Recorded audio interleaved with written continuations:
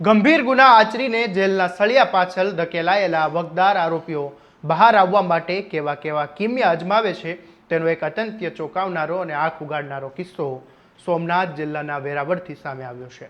તુરક સમાજના પ્રમુખ જાવેદ તાજવાણીની જાહેરમાં પિસ્તોલના ધડાકે હત્યા કરનાર કુખ્યાત આરોપી ફારૂક મોલાનાને જેલની બહાર લાવવા માટે મેડિકલ સર્ટિફિકેટનો આખો ખેલ આચરવામાં આવ્યો, પરંતુ ન્યાય પ્રણાલિકાએ સજાગ આંખ આગળ વધી અને ચત્તરું કાવતરું ખુલ્લું પડી ગયું છે.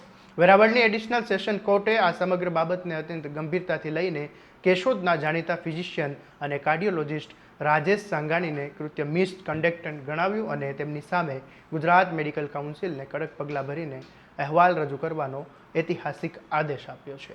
શું છે સમગ્ર મામલો, આવો વિગતે વાત કરીએ આ અહેવાલમાં. નમસ્કાર, હું છું આસિફ કાદરી અને સ્વમાન સાથે તમારું સ્વાગત છે.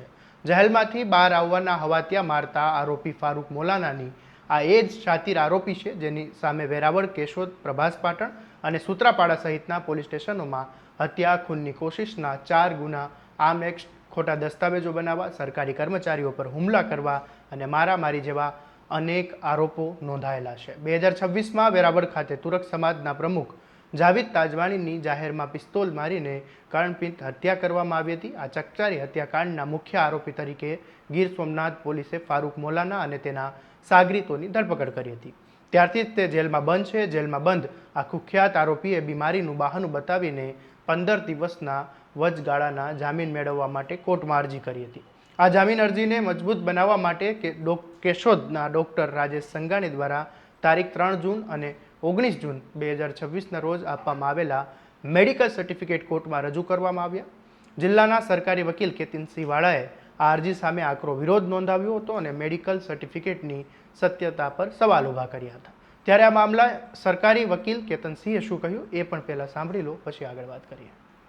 વેરાવળમાં નોંધાયેલા ખૂનના ગુના સંબંધે આરોપી ફારૂકભાઈ મોલાના નામદાર કોર્ટના હુકમ અન્વયે હાલમાં જુનાગઢ જેલમાં છે અને તેઓએ આ કામમાં પોતે 15 દિવસની મેડિકલ સારવાર માટે એટલે કે વચગાળાના જામીન માટે માગણી કરેલ અને તેના સમર્થનમાં ડૉક્ટર રાજેશ સાંગાણીના સર્ટિફિકેટો રજૂ કરેલ.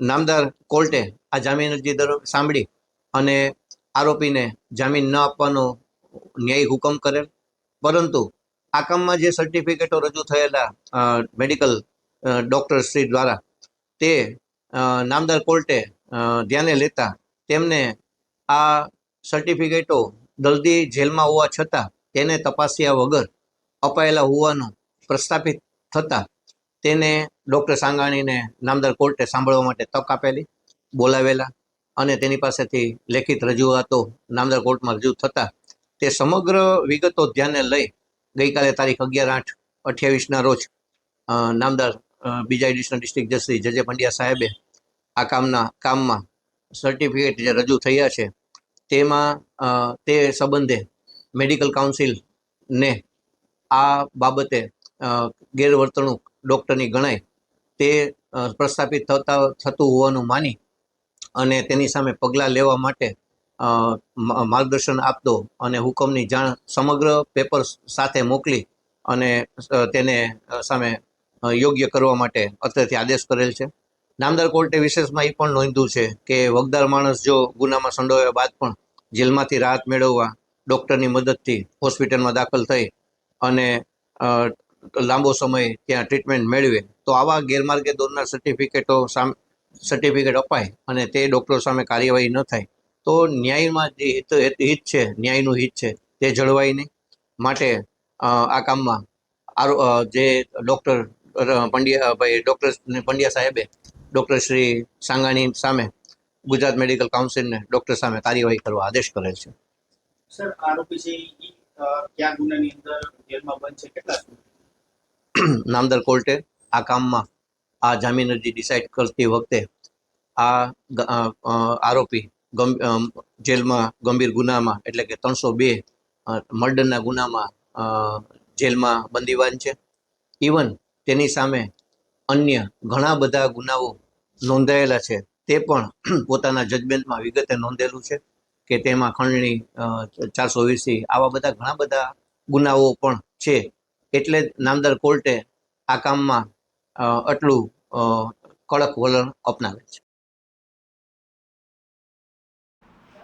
કોર્ટે જ્યારે આ સમગ્ર મામલે ઊંડાણપૂર્વક તપાસ કરી ત્યારે ચોંકાવનારી વિગતો સપાટી પર સામે આવી. કોર્ટના અવલોકનમાં સામે આવ્યું કે ડોક્ટર સાંગાણીએ આરોપીને અગાઉ 1 ઓક્ટોબર 2025 સુધી સારવાર આપી હતી અને ત્યારબાદ જૂન 2026માં જ્યારે સર્ટિફિકેટ ઇસ્યુ કરવામાં આવ્યું ત્યારે આરોપીની કોઈ જ શારીરિક તપાસ કરવામાં આવી નહોતી.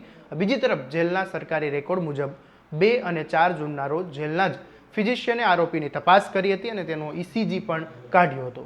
જેલના દવાખાનાના રેકોર્ડ મુજબ આરોપી ફારૂક મોલાનાએ ત્યારબાદ કોઈ વધારાની સારવાર જ લીધી નહોતી. એટલું જ નહીં, જેલના સરકારી તબીબોએ તેને બહારના કોઈ સ્પેશિયાલિસ્ટ ડૉક્ટર પાસે રિફર કરવાની સલાહ પણ નહોતી આપી. આમ છતાં 19 જૂને બહારના ખાનગી ડૉક્ટર દ્વારા ટ્રીટમેન્ટ સર્ટિફિકેટ આપી દેવામાં આવ્યું, જે સ્પષ્ટપણે દર્શાવતું હતું કે કોર્ટને ગેરમાર્ગે દોરીને જેલની બહાર આવવાનો આ એક સુનિયોજિત ખેલ હતો. બીજી તરફ વિવાદમાં સંપડાયેલા ડૉક્ટર રાજેશ સંઘાણીએ પોતાનો પક્ષ મૂકતા જણાવ્યું કે આરોપી ફારૂક મોલાના વર્ષોથી મારી પાસે સારવાર લે છે.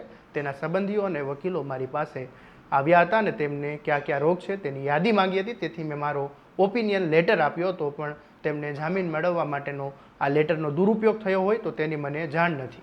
કોર્ટે મને સમન્સ પાઠવ્યું છે અને જે મેં મારી રજૂઆત કરી છે, કોર્ટના નિર્ણયને હું શિરોમાન્ય ગણું છું અને મેડિકલ કાઉન્સિલ સમક્ષ મારો ખલાસો રજૂ કરીશ. અદાલતના આ આકરા વલણથી ખોટા મેડિકલ સર્ટિફિકેટ બનાવીને ગુનેગારોને બચાવવામાં ધીકતો ધંધો કરતા અને મદદગાર બનતા તબીબો આલમમાં ફફડાટ વ્યાપી ગયો છે. ન્યાયતંત્રની આ લાલ આંખે સાબિત કરી દીધું કે કાયદાની આગળ ગમે તેવો પાવરફુલ આરોપી કેવો પણ ખેલ અજમાવે, પરંતુ સત્યનો જ વિજય થાય છે. આ મામલે તમારું શું કહેવું છે અમને કોમેન્ટ બોક્સમાં જરૂરથી જણાવજો અને તમારા સ્વમાનની વાત કરતા સ્વમાનથી સબસ્ક્રાઇબ કરી દેજો અને આ વિડીયોને શેર કરવાનું ભૂલતા નહીં. નમસ્કાર.